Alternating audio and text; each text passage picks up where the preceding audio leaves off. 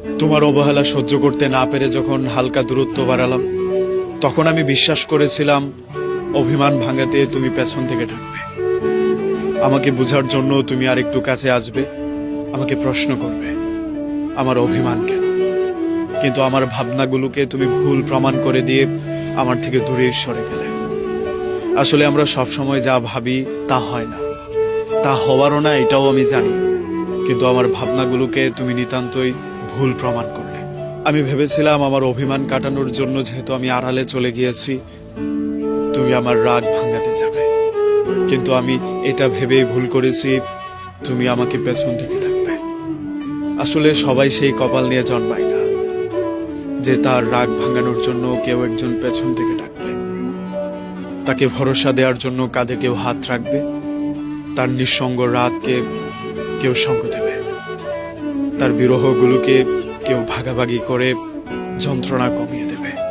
একটা সত্যি কথা কি জানেন, যারা আপনাকে হারিয়ে কখনো আফসোস করে না, তারা আসলে কখনো আপনাকে ভালোই বাসেনি। তাই সব মানুষের জন্য কষ্ট না পেয়ে নিজেকে ঘুরে দাঁড়ানোর আরেকটা প্রস্তুতি নিন। তবে এটাও সত্য, সব কষ্ট কষ্ট না, সব দুঃখ দুঃখ না। কিছু কিছু দুঃখ মানুষকে শেষ করে দিলেও কিছু কিছু যন্ত্রণা মানুষকে নতুন ভাবে ঘুরে দাঁড়াতে সুযোগ করে দেয়। এই সুযোগটা আমাদের কাজে লাগাতে হবে।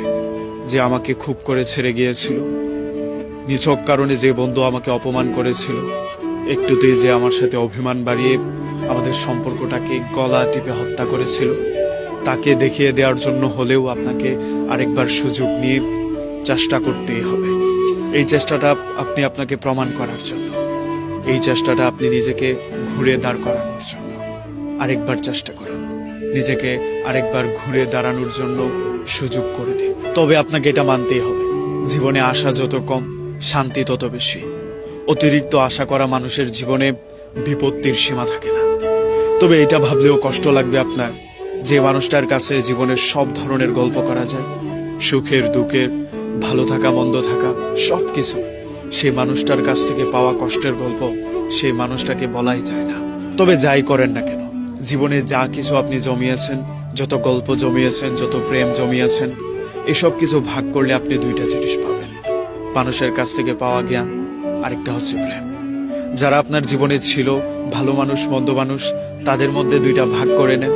এক ধরনের মানুষ আপনাকে ভালো কিছু দিয়ে যাবে, শিক্ষা দিয়ে যাবে, জ্ঞান দিয়ে যাবে। আরেক ধরনের মানুষ যন্ত্রণা দিয়ে গেলেও তারা আপনাকে অগ্রিম কিছু এড়ান দিয়ে যাবে।